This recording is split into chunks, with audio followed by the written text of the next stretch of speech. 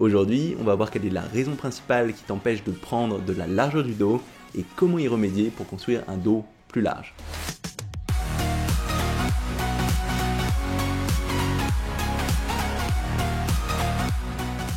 Salut, ici Nico et aujourd'hui je voulais te parler de la largeur du dos et si tu fais partie des personnes qui, comme moi, ont beaucoup de mal à la développer, en général c'est pas tant que tu fais pas les bons exercices ou que tu mets pas assez lourd, mais que tu arrives pas à vraiment garder l'attention sur ce grand dorsal quand tu fais tes exercices. Et ça souvent c'est lié à ta posture.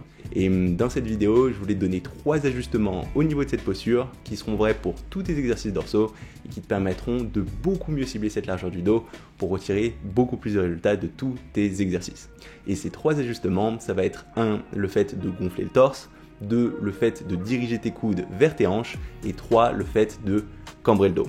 Ou d'abord, le fait de gonfler le torse en tirant tes omoplates en arrière, ça va te permettre d'avoir une base très stable pour garder l'attention sur ton grand dorsal. Ça va aussi t'aider à le travailler sur toute sa longueur, à complètement l'étirer pour complètement le contracter.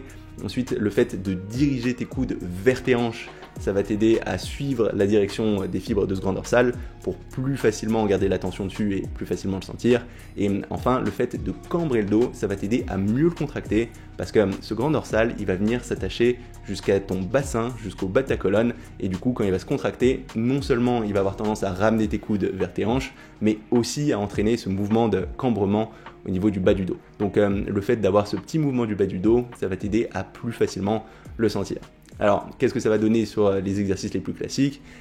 Par exemple, sur ton tirage à la poulie haute, au lieu de venir tirer en arrière avec le dos rond pour mettre plus lourd, ce que tu vas faire au contraire, c'est garder ton torse bien droit, venir gonfler le torse en tirant tes omoplates en arrière, venir avancer un petit peu tes coudes devant toi, de sorte à ce que quand tu descends de ces coudes, ils viennent vers tes hanches. Ce qu'on veut pas, c'est que tes coudes soient derrière toi. Sinon, quand tu vas venir tirer la barre, tes coudes, au lieu de se rapprocher de ses hanches, ils vont venir s'éloigner vers l'arrière.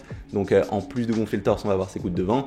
Et ensuite, ce que tu vas pouvoir faire quand tu arrives en étirement complet, avec les bras tendus, c'est t'autoriser à avancer un petit peu ton torse, de sorte à ce que quand tu viennes tirer la barre à nouveau, tu regonfles ce torse et que tu viennes cambrer ce bas du dos pour avoir ce mouvement de cambrement qui t'aidera à plus facilement contracter ces dorsaux. Et si c'est pas naturel pour toi d'avoir ce mouvement de cambrement, si ça te fait plus perdre l'attention qu'autre chose, tu peux te contenter de garder juste le torse gonflé, mais en général, ça t'aidera à plus facilement le cibler.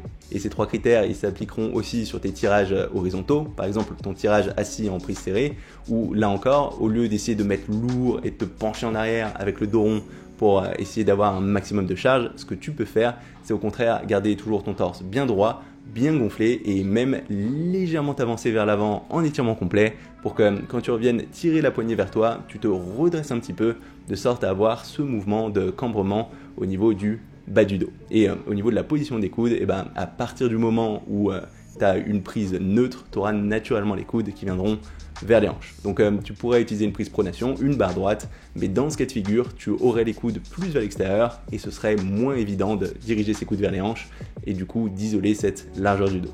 Et enfin, ces ajustements, ils marcheront aussi sur tes exercices de rowing.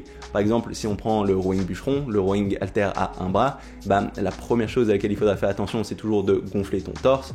Ensuite, tu pourras faire attention à la direction de ton coude, à bien diriger ce coude vers tes hanches. Donc au lieu de tirer vers le haut avec ton biceps, tu vas te concentrer sur le fait de tirer plus vers l'arrière, vers tes hanches, de sorte à mieux isoler cette largeur du dos. Et enfin, la dernière petite chose que tu pourras rajouter en plus, c'est essayer d'avoir encore ce mouvement où tu te cambres en même temps que tu remontes ton coude pour mieux engager ce grand dorsal. Ce ne sera pas forcément quelque chose de très visible, mais le fait de te concentrer mentalement sur ce geste de cambrement, ça t'aidera à plus facilement sentir cette contraction. Donc ça marchera sur à peu près tous tes exercices de tirage pour les dorsaux. Le fait de gonfler le torse, de diriger tes coudes vers les hanches et de cambrer le dos, ça te permettra de beaucoup mieux isoler cette largeur du dos.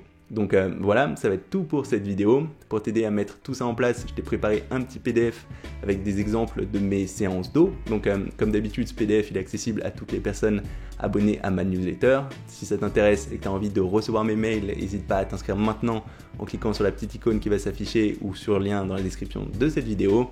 Et si ça t'a plu, n'hésite pas à mettre un petit pouce bleu ou un petit commentaire. Et si tu l'as pas encore fait, tu peux aussi t'abonner à ma chaîne YouTube pour savoir quand je sortirai de nouvelles vidéos.